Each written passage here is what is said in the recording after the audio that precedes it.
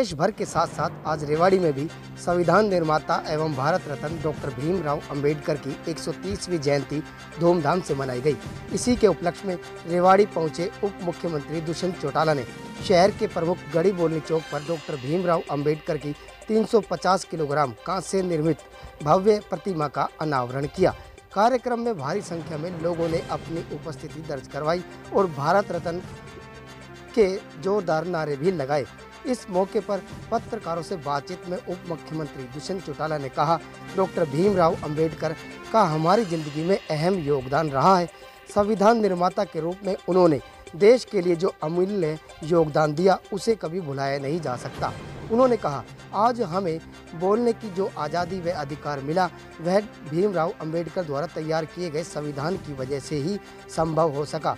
उनकी जयंती पर आज रेवाड़ी में स्थापित करवाई गई भव्य प्रतिमा यहाँ से गुजरने वाले युवा पीढ़ी को न केवल प्रेरणा देगी बल्कि इस देश को और अधिक उन्नत एवं विकासशील बनाने के लिए प्रेरणा भी देगी। दिल्ली एनसीआर क्षेत्र में जारी किसान आंदोलन को लेकर पूछे गए सवाल के जवाब में दुष्यंत चौटाला ने कहा, डॉक्टर अंबेडकर द्वारा बनाए गए संविधान के मुताबिक हर किसी को अपनी बात रखने का अधिकार है और यही वजह है कि जब दिल्ली के दोनों बॉर्डर पर हजारों की संख्या में किसान शांतिपूर्वक बैठकर धरना दे रहे थे तो सरकार ने भी उन्हें बैठने की इजाज़त दी। लेकिन अगर कोई व्यवस्था को खराब करने या बाधा डालने का काम करेगा तो उसके साथ सख्ती से पेश आया जाएगा। प्रदेश में बढ़ते कोरोना को लेकर उन्होंने कहा, अभी हरियाणा में लॉकडाउन जैसी स्थिति नहीं है। पड़ोसी राज्यों को देखते हुए नाइट कर्फ्यू जरूर लगाया गया है। कोरोना की दूसरी लहर को देखते हुए लगातार 4 दिन चले टीकाकरण उत्सव के साथ प्रदेश में स्वास्थ्य व्यवस्था को और बेहतर करने का काम किया गया ताकि इस चैन को तोड़ा जा सके। वहीं प्रदेश में पहली से 8वीं कक्षा तक स्कूल बंद होने के सवाल पर दुष्यंत चौटाला ने कहा, सैनिक स्कूल कुंजपुरा में एक साथ 160 बच्चे कोरोना संक्रमित के कारण सरकार द्वारा ये फैसला लिया गया। रही बात बच्चों की पढ़ाई की प्रभावित होने की तो इस पर विचार किया जा रहा है। इसे ग्रीष्मकालीन होने वाली छुट्टियों में बदला जा सकता है। स्कूल संचालकों द्वारा इस फैसले का विरोध करने पर उप मुख्यमंत्री ने कहा कि बच्चों के भविष्य को देखते हुए स्कूल संचालकों को भी इसे गंभीरता से लेने की जरूरत है।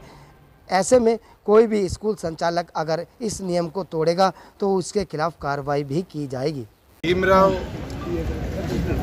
अंबेडकर जी का हम सब की जिंदगी में एक अहम योगदान रहा है।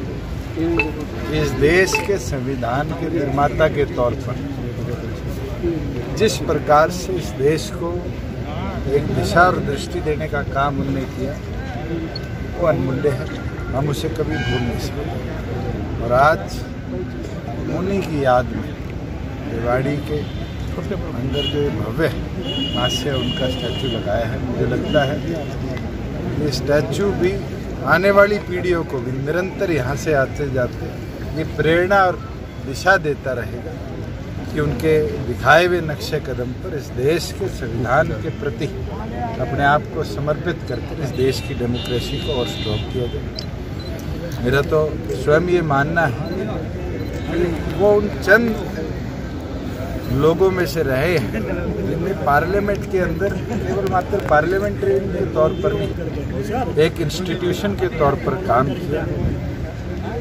और आज भी हम सब के जीवन में जो ये लिबर्टी है, ये आज़ादी है, ये बात करने का, बात रखने का जो एक अधिकार मिला है, ये जो फ्रीडम्स मिली है, मुझे लगता है कि अगर बाबा भीमराव अंबेडकर जी उस समय उस पूरी टीम को इतने संयुक्त तौर पर संविधान बनाने के लिए ना लेकर चलते तो शायद आज ये संभव ना हो।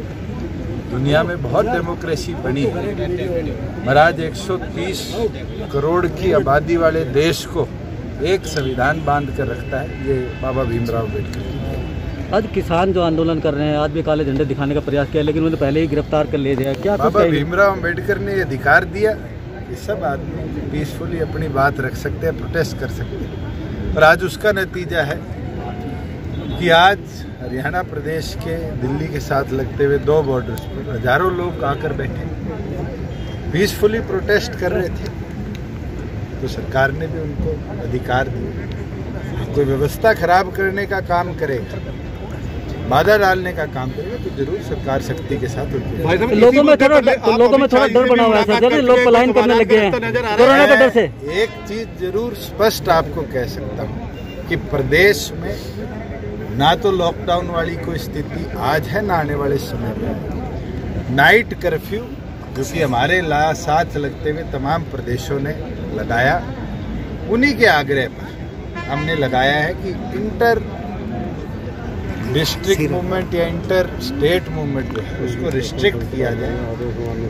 एहतियातन तौर पर हमने टेस्टिंग भी बढ़ाई, मेडिकल फैसिलिटीज भी प्रदेश में हमने और बेहतर करने का काम किया है। और मैं मानता हूँ कि ये सेकेंड वेव का जो स्पाइक है केवल मात्र हरियाणा ही नहीं, तो बहुत कंट्रोल्ड एरिया में है। 4000 केसेज आए, आज हम महाराष्ट्र देखते हैं 60,000 क्रॉस कर चुका, दिल्ली 12,000 क्रॉस कर चुका। हमारे पास तमाम व्यवस्था है और हम उम्मीद करते हैं कि जो 4 दिन देश भर में कोरोना वैक्सीनेशन की एक बड़ी मात्रा में टीकाकरण हुआ है, उसके बाद इस स्पाइक को, इस वेव को हम तोड़ पाएंगे और व्यवस्था को बेहतर। सर पहली से 8वीं तक क्लासों पर रोक लगाई गई, लेकिन उसके बावजूद क्लास लगाए जा रहे हैं, प्राइवेट संचालक उसका विरोध कर रहे हैं। हमारे पास एक केस आया था सैनिक स्कूल कुंजपुरा का, जिसमें 160 बच्चे कोरोना इफेक्टिव पाए। उसके बाद ये निर्णय सरकार ने लिया कि इस तरीके से यंग जनरेशन में जो ये सेकेंड वेव आई है इसको रोका जाए। हमारा ये प्रयास है कि आने वाले भविष्य में अगर ज़रूरत पड़ी तो जो गर्मियों की छुट्टियां होती हैं मई, उसको इस पीरियड के अंदर हम कन्वर्ट करेंगे। पर मैं आग्रह करूंगा तमाम स्कूल संचालकों से कि आप बच्चों के भविष्य के साथ जितनी गंभीरता से कार्य करते हैं उतनी गंभीरता से उनकी सेहत के बारे में भी सोचें। तो क्या कार्रवाई की जाएगी सरकार में लापरवाही? अगर कोई फॉलो नहीं करेगा कोई गाइडलाइंस को तो जरूर करना। सर डिप्टी साहब में मंत्रिमंडल का विस्तार होने कुछ बोलेंगे जनाब?